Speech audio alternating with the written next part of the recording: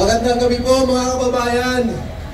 Muli, nandito na naman po tayo. Nagtitipon-tipon tayo dito para manawagan na mag-resign na po si Presidente Bongbong Marcos.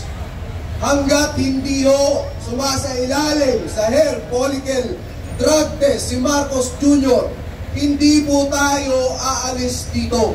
Kung kinakailangan po na araw-arawin natin to, ay gagawin natin ito.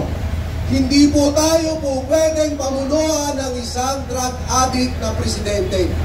Alam niya naman ho, pagka drug addict, marami ho mga desisyon ang hindi napapagdesisyonan ng tama.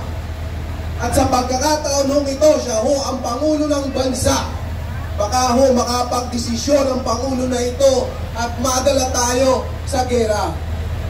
Hihintayin pa ba natin ito, mga kababayan? Wakasan natin ang korupsyon sa administrasyon ni Bongbong Marcos. Ang pinakang-korap na administrasyon sa kasaysayan ng Pilipinas. Akalain nyo ilang bilyon ang kailangang i-deliver sa kanila buwan-buwan? Bilyon-bilyon, trilyon-trilyon ang ninanakaw sa mga buwis na pinaghihirapan natin. Halos dugo na ang lumalabas sa mga pawis natin. Pero ninanakaw lamang ng mga putang inang mga politiko na yan.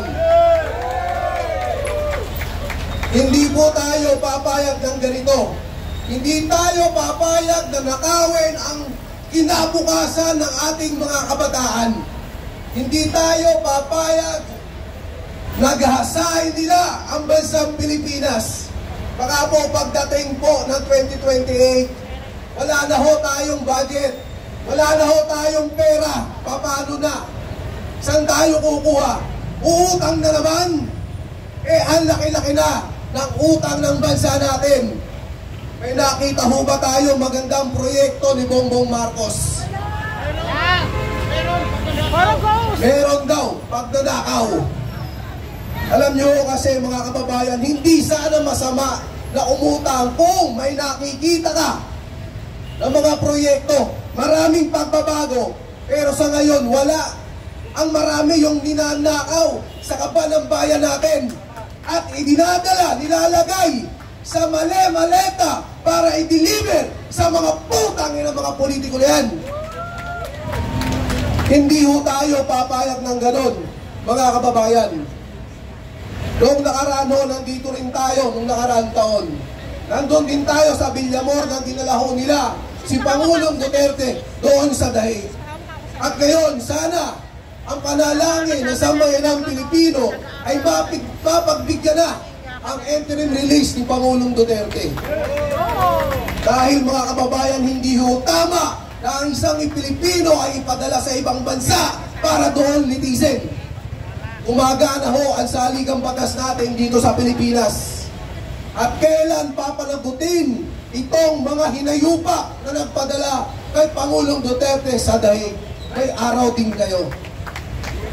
Hindi matutulog ang mga Pilipino sa mga kalokohang pinagagagawa nyo. Marcos Jr., mag-resign ka na. Ito ang panawagan ng sambayan ng Pilipino.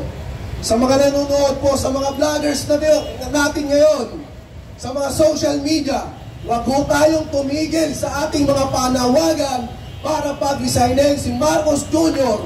at maibalik natin ang ikalawang Pangulo, si Vice President Inday Sara Duterte. Yan ho ang nasa konstitusyon at yan dapat ang masunod. Hindi si Tito Soto, hindi si Ramon Ang, si Vice President Inday Sara Duterte lamang ang dapat nating ipalit. Wala nang iba. Baka magkaleche-leche tayo, di ba? Kung ano ang nasa konstitusyon, yun ang susundin natin. Muli po, mga kababayan, ang laban po sa korupsyon ay hindi ko lamang laban. Hindi lamang laban ni Ka Eric, ni Ma'am Karen, laban ng mga matitulong vlogger. Ito po ay laban ng bawat Pilipino na tumatayo, na ayaw sa pagnanakaw sa ating gobyerno. Ito ay laban nating lahat dahil dugo, pawis natin ang binabayad natin sa mga buwis natin. Hindi natin pwedeng ipanakaw ang pera ng bayan sa mga politiko. Maawa kayo sa kinabukasan ng mga anak nyo at sa darating na henerasyon. Muli, magandang gabi po sa inyong lahat, mga kababayan. Maraming salamat po. Salamat po, Kay Rick. Brother, ang panawagan ng sambayanang Pilipino, Marcos resign, aristuhin, ikulong sa selda 13. Marcos resign, aristuhin, ikulong sa selda 13. Kaya, Marcos Jr., there is no turning back for you. It's the end game for you. Kaya ang dapat mong gawin, Marcos, sumuko ka na! Mandate para sa tao. Binigyan natin ng mandate itong mga official na ito na manungkulan at mag-lead sa atin, pero saan nila dinala ang ating bansa? Nasaan tayo ngayon? Halos gusto nila ibenta ang sovereignty ng Pilipinas. Isa na dyan, ang ating former President Rodrigo Roa Duterte na nasa Netherlands ngayon. Bakit? Ang tanong ng maliit ng mamamayan na naninirahan under the Republic of the Philippines, inutil na ba ang ating mga Supreme Courts dito? Inutil na ba ang mga korte ng Pilipinas? Wala na bang kapasidad ng mga abogado upang ipatupad nila ang umiiral na batas sa ating bayan? Yan po ay katanungan ng maliliit na tao na tulad ko. Mga kapatid, mga mahal kong kababayan, mga mahal kong Pilipinong naninirahan under the Republic of the Philippines, mayroon po tayong pribilehiyo. Gamitin natin ito. Ibinigay ito sa atin ng Constitution Law upang i-exercise natin. Isa na dito itong pagtitipon natin na ipahayag natin ang ating nararamdaman at pagkadismaya sa gobyernong ito.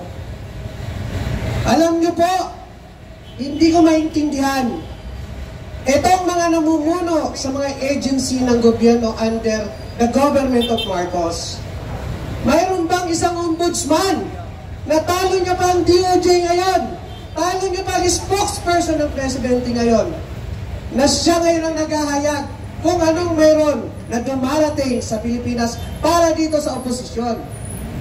Mantakin nyo, buti pa siya, may kopya ng arrest warrant ni Senator Bato de la Rosa. Sana all. Yun na lang ang masasabi ko. Diba?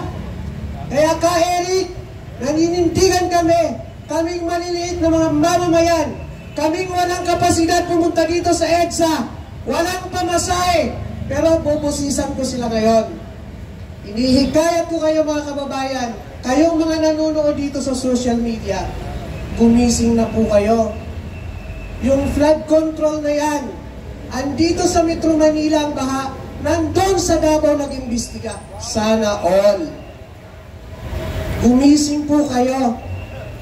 Magboses po kayo. Samahan niyo po kami rito. Maawa kayo sa bansa natin. Maawa kayo sa mga anak niyong maliliit dahil mamanahin nila itong problemang ito. Naniniwala ako na hindi pa huli ang lahat. Ang Diyos marunong. Ang Diyos mas matalino sa kanila. Huwag na nating hintayin na tayong walang kasalanan, ibigay nila ang kaparusahan sa atin. Yan ang ginawa nila kay Tatay Digong. Ako, umiiyak ako nung panahon na panunood ko sila dito sa Villamor at itinutulak yung ating dating presidente. Durog na durog ang puso ko. Wala akong magawa. Bakit? Etong mga nakaupo na to, sila ang may puwersa. Tayo wala. Pero hindi nila pinakinggan ang taong bayan. Sila ang dapat pinakinggan ng mga ito. Bakit? Ba't ko nasabi yun? Tayo, ng mga maliliit ng mamamayan, ang nagluklok sa kanila dyan. Tayo, ang nagbigay ng mandato sa kanila para magkaroon sila ng power. Ngunit ito ang nangyari. Nasaan tayo ngayon? Nandito sa lansangan. para iyag ang ating mga damdamin. Kaya ako'y nananawagan, kayo dyan na nakaupo, subukan nyo naman tumayo. Maraming salamat po at magandang gabi sa inyong lahat. Yan, kayong nakaupo, subukan yung tumayo. Marcos, Marcos, magnanakaw. Marcos, Marcos, magnanakaw. Marcos, Marcos, magnanakaw. Magnanakaw si Marcos. One more time with feeling. Parang saging, may feeling. One more time. Marcos, Marcos, magnanakaw. Marcos, Marcos, magnanakaw. Marcos, Marcos, magnanakaw. Magnanakaw si Marcos. Sabayan niyo si Eric. Marcos resign. Aristuhin. Ikulong sa selda 13. Marcos resign. Aristuhin. Ikulong sa selda 13. Marcos resign. Aristuhin. Ikulong sa selda 13. Marcos resign. Aristuhin. Ikulong sa selda 13. Bakit selda 13? Yun po ang pinakamalas na selda. Walang CR. Doon siya dapat ikulong sa selda 13.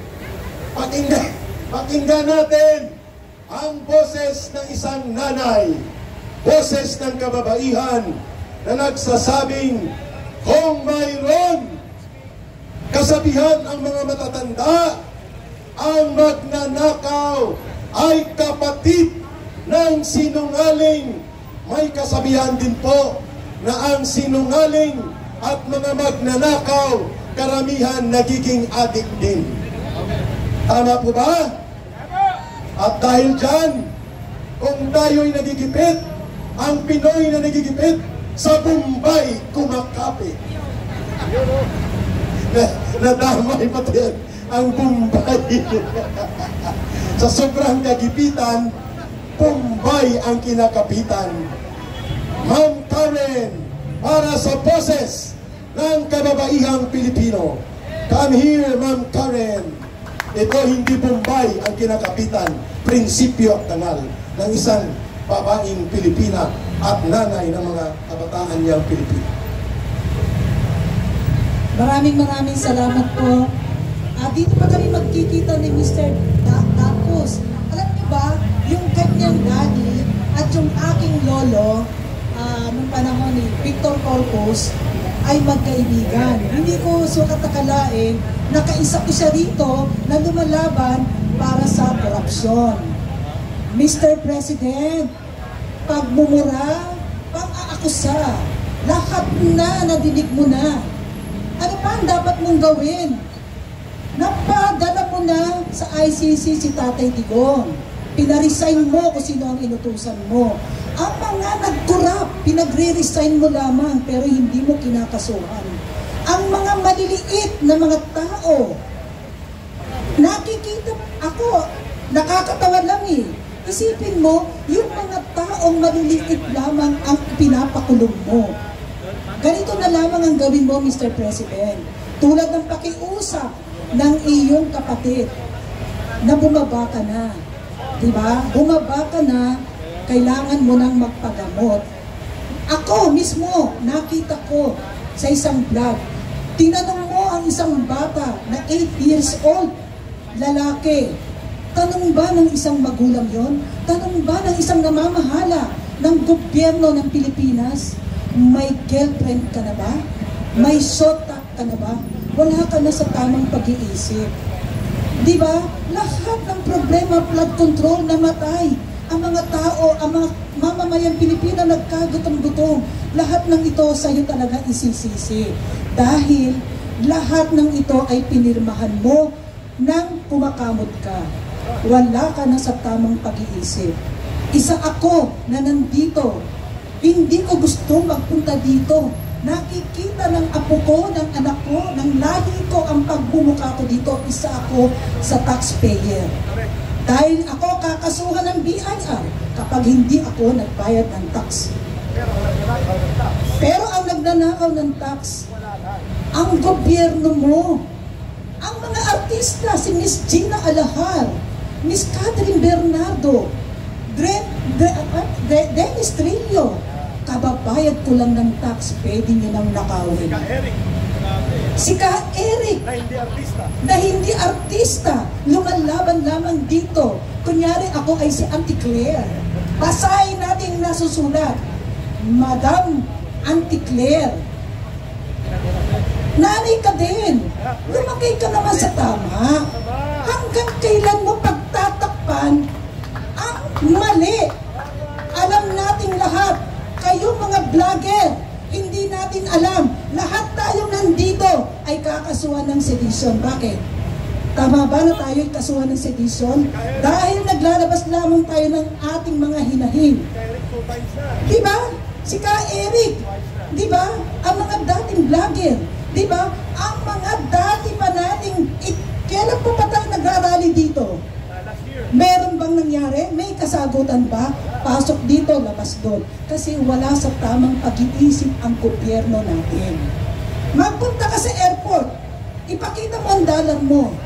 Kurap yung dollar na yan. Masakit sa kalooban namin. Nakita ko kagabi, sino nanood ng Family Feud kagabi? Ano ang pinag-uusapan sa gobyernong ito? Presidente resign. Diba? Yung isa naman impeach. Pinapa-impeach si BP, na-impeach? Hindi na-impeach. Hindi din nagtagumpay sa Family Feud ang impeach. Ano ang sumampa? Diba? Resign. Hindi ka ba nahihiya, Mr. President? Mahiya ka naman. Hindi dapat tayo, kayo, mahiya naman kayo. Ikaw ang dapat mahiya. Lahat na, narinig mo na. Araw-araw may nagrarally. Sa mga kasalukuyan ngayon, may nagrarally. Bukas may magrarally.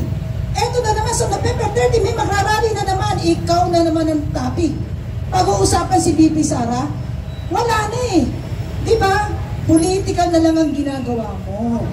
Kung may natitira pang hiya sa mga kaapu-apuhan mo, bumaba ka na sa pwesto mo. At mananahimik na etong mga kapulisan na to. Pasensya na po kayo, mga pulis. Diba? Pasensya na po kayo. Alam ko, isa namin kayo dahil kayo ay binabawasan din ng taxpayer. Pero hindi nyo dapat sundin. Ang isang nagdadrugs dyan, huhulihin, ikukulong. Ano kaso? User. Puser. Diba? Ang tunay na puser, ang tunay na addict ay nasa Malacanang. Bakit hindi natin harapin yun? At wala na kayong babantayan dito na magrarally. Pasensya na sa mga vlogger. Diba? Ang isusunod na ipopromote ng mga vlogger ang kagandahan ng Pilipinas. Diba? Hanggang kailan tayo ganito? Nagmumura, papagod na ako sa akamura eh. Magmumura ka ng mali-malitang pera. Di ba narinig ko kanina si Ka Eric? Lahat binanggit, sibuyas, bigas, lahat binanggit. Ano ang mura ngayon? Di ba? Kundi putang ina, ang droga. Di ba? Hanggang kailan tayo ganito? Nakikita. Sabi ni Brother Patrick. So, putang ama. Di ba? Putang ama. Lahat dito, nakita ko kanina, ang haba ng salita ni ex-General Daos. Lahat ng mga nagsasalita rito kung ano-ano na lamang ang lumalabas sa kanilang bibig, sa kanilang mga iniisip, dahil wala na silang pwedeng isipin pang sabihin sa iyo eh. Wala na. Di ba? Kaya, Mr. President, kung meron ka pang kahihiyan o kung meron ka pang awa sa mga mamamayang Pilipino, sa mga bata na sinasabihan, may boyfriend ka na, may girlfriend ka na ba? Abay, kung ako'y kaharap, binatukan kita eh. Kahit presidente ka, bakit sasabihin mo sa anak ko yun? Bakit ipaparehas mo yung anak ko sa sarili mo? Di ba? Yung apo ko sa sarili mo. Di ba? Hanggang kailan tayo magkakaganito? Mga kababayan ko, alam ko, naririnig na kami. Sana maging kaisa namin kayo dahil kung hindi kayo makikiisa, hanggang kailan tayo magtitiis? Bayad kayo ng bayad ng tax, pero nilulustay lamang ng gobyerno. Di ba? May pakukulong daw bago magpasko. Sino ipakukulong mo? ipakukulong mo. Nakikita ko nga mga nakakaawa nga Hinuli, isang batalyon ng pulis. Diba? Tapos na, Mr. President, na pagbigyan ka na ng sambayan ng Pilipino. Pagbigyan mo naman kami. Pagbigyan mo naman kami. Huwag mo naman sayangin ang aming dugot pawis na pinaghahanap buhayan na napupunta lamang sa wala.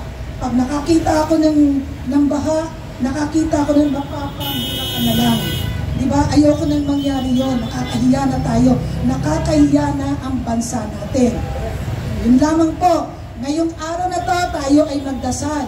Dahil hindi man nakasuhan si Tory Diba? Yung humuli kay Tatay Digong. Talaga namang maraming gustong galit Maraming salamat po. Maraming salamat kay Ma'am Karen. Tumayo po tayong lahat. Ihanda ang 2 megaphone. Sabayan niyo si Ka-Eric sa noise barrage. And then, ang political commentator from the Brothers Group magbibigay. Everybody please, let us stand up, please. At ipakita ang Marcos resign. Please, everybody. Salamat sa nagatid ng pandileche, pandisal at pandikoko. Nandito sa gilid. General Daos, simulan natin ang noise barrage na ang panawagan, Marcos resign, aristuhin, ikulong sa selda 13. Marcos resign, aristuhin, ikulong sa selda 13. Marcos resign, aristuhin, ikulong sa selda 13. Marcos resign, aristuhin, ikulong sa selda 13. Ito na pa ang sigaw ng sambayanang Pilipino. Lumayas ka na! Marcos, sumoko ka na! Lumayas ka na! Marcos resign, aristuhin, ikulong sa selda 13. Marcos resign, aristuhin, ikulong sa selda 13. Marcos resign, aristuhin, ikulong sa selda 13. Marcos resign, aristuhin, ikulong sa selda 13. Marcos resign, aristuhin, ikulong sa selda 13. Ayun! Mga kababayan, kahit tayo ay hindi umabot ng 1,000, mga 900 lang tayo ngayon, ang importante, ito ang tamang dapat gawin. Ang pagiging tama at paninindigan sa tama, hindi nasusukat sa dami ng bilang na sumasama. Tama? Importante, ginagawa natin ang tamang dapat gawin. At ang tamang dapat gawin, manindigan at manawagan. Sa panahon na ito, ang lahat ng sindikato, mga kriminal at alipores na nakapaligid kay Marcos Jr., lahat sila mawawala kapag si Marcos ay makukulong at maaresto. Kaya ang panawagan ng sambayanang Pilipino, Marcos, sumoko ka na! Ulitin nyo. Marcos, sumoko ka na!